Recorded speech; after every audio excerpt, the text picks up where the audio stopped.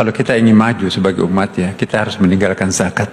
Zakat itu nggak populer. Quran juga tidak terlalu mempopulerkan zakat. Pada masa Nabi, pada masa sahabat juga nggak populer. Yang populer apa? As-sadaqah. Khudh min amwalihim sadaqah. Bukan dikatakan khudh min amwalihim az-zakat. Ramadan ini saya benar-benar gelisah ketika ada yang berkata, kalau ingin maju, tinggalkan zakat. Katanya, zakat tidak populer di zaman Nabi. Katanya, Quran tidak mempopulerkan zakat.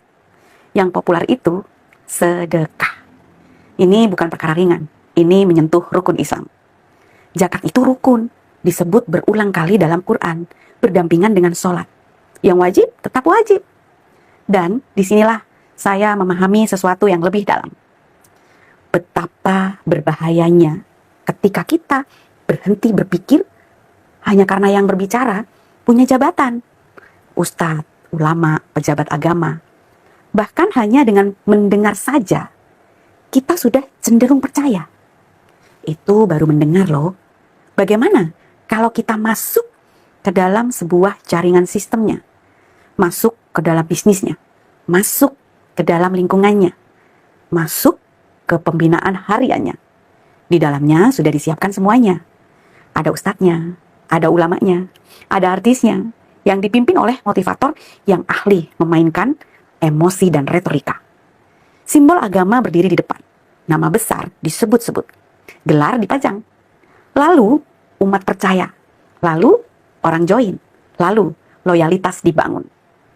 Dan yang lebih halus lagi, mereka mengumpulkan dana sedekah atas nama kepedulian, atas nama perjuangan, atas nama agama.